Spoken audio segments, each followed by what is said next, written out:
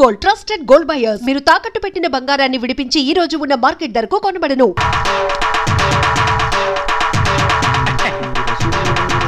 దండాలు బాబు.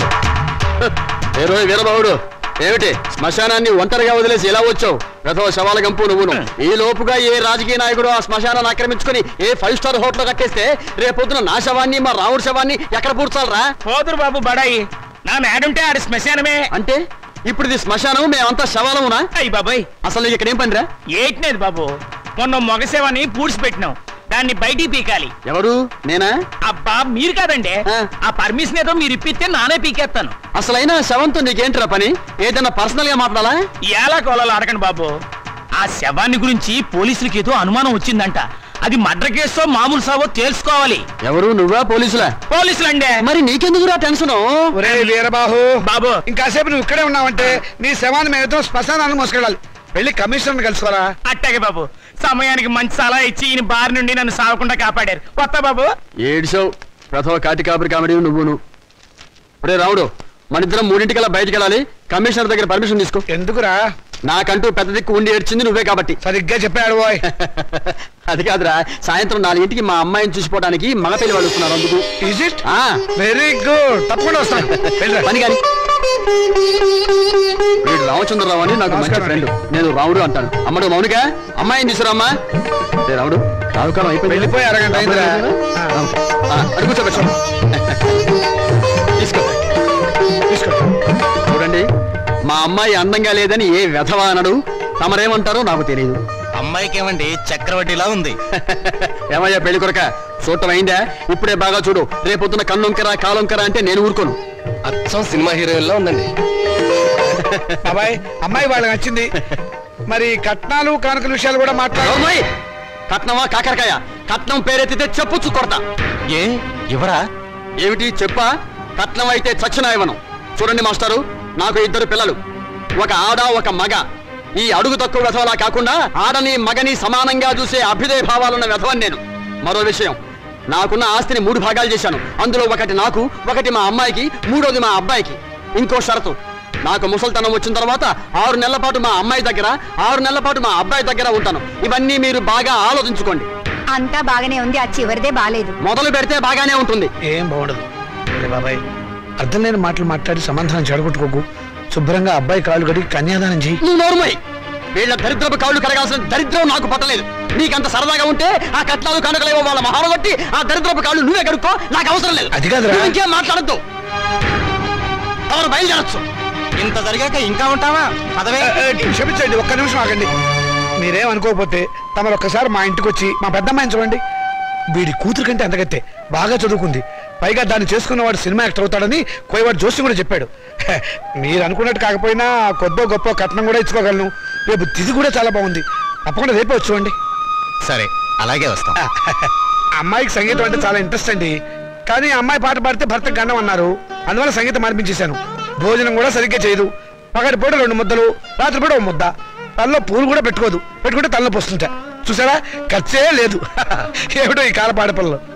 అది ఆడపిల్లని అలా పెంచాలండి. మరి మిగతా విషయాలు అన్నయ్య గారు కాస్త ఆలోచించి అడిగితే బాగుంటుందేమో. మౌని, అక్కడ లోపల తీసుకెళ్ళు.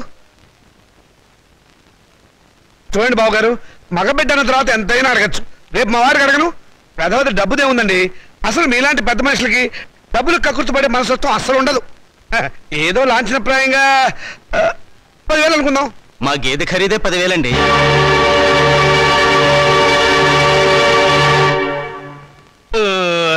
సరిగా చెప్పారు. ఇంకొక 5,000 మొన్న మా వంటోడికి ఇచ్చారు.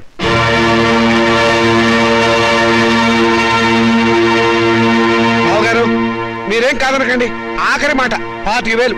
మా అమ్మాయికి మొదటి కాన్పు మగబిడ్డ పుట్టాడనుకోండి, తాతగారి బహుమతిగా ఇంకో 5,000 ఇస్తా. ఓకే, ఒప్పేసుకోండి. సంతలో పశువులా ఈ బేరాలేమిటి? మౌనిక మౌనిక, నువ్వు ఊరుకోవే. దొరక్క నాకు మొగుడు దొరికాడు. నీ కర్మ. సర్లేండి, త్వరలో ముహూర్తాలు పెట్టించండి. వస్తాను. థ్యాంక్ యూ బాబు గారు.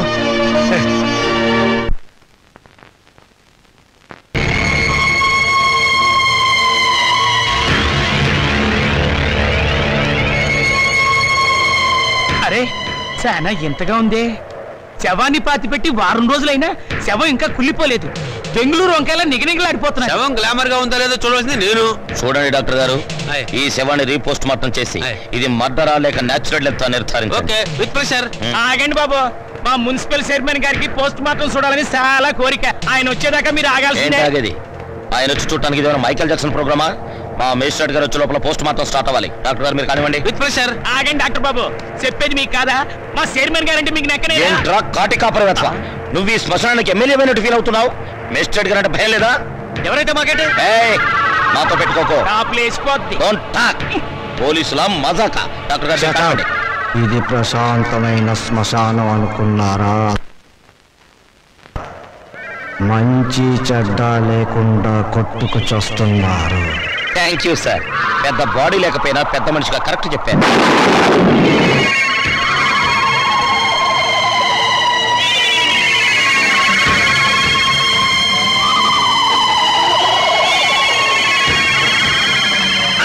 సార్ శవం పారిపోతుందే.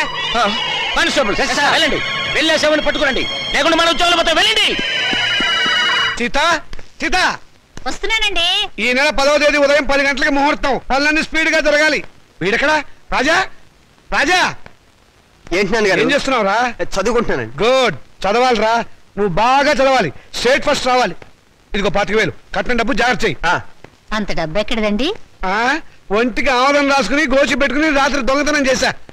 ఆడది వేసే ప్రతి చచ్చు ప్రశ్నకు సమాధానం చెప్పే చవడదొద్దామని అనుకుంటున్నావా? నాన్న నాకు ఉద్యోగం వచ్చింది. Very good. చూసావటే నా కొడుక మజాక. కానీ ఏంటో నసుకుతున్నావు? 30,000 డిపాజిట్ కడితే గానీ నాకు ఉద్యోగం ఎవరంట? 30,000? నాన్న వెద ఉద్యోగం పోతే పోయింది. ఇవాళ కాకపోతే రేపు వస్తుంది. ముందు చెల్లి పెళ్లి ముఖ్యం. పెళ్లి వాళ్ళు కాకపోతే రేపు అవుతుందిరా. ఉద్యోగం రేపు రాదు. కట్టం డబ్బు 25,000 ఉంది కదా, తీసుకెళ్ళి డిపాజిట్ కట్టు. మరి పిల్ల పెళ్లి ఆగిపోతుందే. ఇది అన్యాయం నాన్న. ఒకరికి న్యాయం జరగాలంటే ఇంకొకరికి అన్యాయం జరగాలి, తప్పదు. ఇంకో 5,000 తగ్గుతుంది నాన్న. ఆడపిల్లల ఒంటి మీద నగలున్నాయి కదా, వాటితో అడ్జస్ట్ అవుదాంలే. ఈ పెళ్లి ఆగితే అది చస్తుంది. చస్తే చస్తుంది, నాకు ఖర్చు తగ్గుతుంది. అక్క పెళ్లి ఆగిపోతే నేను ఊరుకోను. ఏం తిరుగుబాట? పొరపాటు జరిగినప్పుడు తిరుగుబాటు తప్పదు.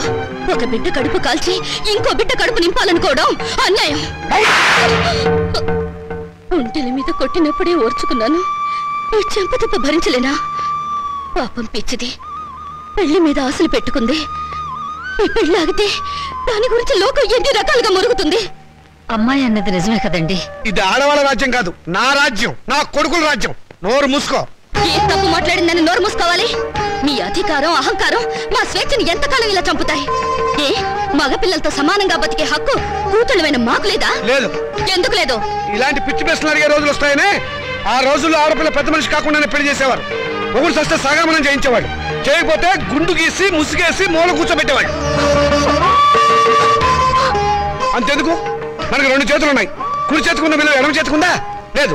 ఒక శరీరంలో బాగలేక ఎంచేత జీవితంలోనూ అంతే. కొడుకున్న విలువ కూతుళ్ళకి లేదు. మాకు జవసత్వాలు ఉడిపోతే మా నోట్లో ఇంత జావ పోసేది కొడుకు. రేపు చస్తే కొరువు పెట్టేది కొడుకే, ఊరిది ఎత్తిపోసేది కొడుకు, పిండాలు పెట్టేది కొడుకు, ఆఖరి పున్నామ నరక నుంచి తప్పించేది కొడుకే. అది పిచ్చి నమ్మకం. మీ వీప్ మీద ఎన్ని పుట్టుమచ్చలున్నాయో మీరు చూసారా? చూడలేరా? కానీ పున్నామ నరకం చూసినట్టు మాత్రం మాట్లాడతారా? పెట్టిన పిండాన్ని ఆడకాకులు మగకాకులు కలిసే తింటాయి. కాకులుకున్న స్వతంత్రం కూడా మాకు లేదా? కాకులు పితృదేవతలైనప్పుడు కన్న కూతుళ్ళు కావలసిన వాళ్ళు కారా? మరైతే నాకు పెళ్లి కాదా? ఏడిస్తే వాళ్లకు మరీ చులకనగా ఉంటుందక్క. కన్నీళ్లు తుడుచుకో. పరిస్థితి అర్థమైందిగా. నా మాట విను, మళ్ళీ కాలేజీలో చేరి చదువుకో. చదివించడానికి నా దగ్గర లంక బిందెలు లేవు. ఉన్నా దాంట్లో ఉన్న బంగారం అంతా మీ కొడుకులకి ఇవ్వండి. ఆ ఖాళీ బిందులు మాకిస్తే మేము నీళ్లు మోసుకుని బ్రతకడానికైనా పనికొస్తాయి. మౌనిక, అక్కడ నేను చదివించుకుంటానులేండి. Hello Monika, congratulations. దేనికి? Congratulations Monika. Congrats Monika. Hello Monika, congrats. ఈరోజు కాలేజ్లో అందరికీ ఒకేసారి పిచ్చి పట్టినట్టుంది. హలో మోనిక, మీరు ఒక్కరే మిగిలిపోయారు, తీసుకోండి. శుభలేఖ, పెళ్ళెవరికి? ఊళ్ళో వాళ్ళ పెళ్లికి నేనెందుకు సన్నాయి వాయిస్తాను? నా పెళ్లి కాబట్టి నేనే కార్డులు పడుతున్నాను. కంగ్రాచులేషన్స్. Same to you. పెళ్ళెక్కడా? మాధురి దీక్షిత్ కళ్యాణ మండపంలో.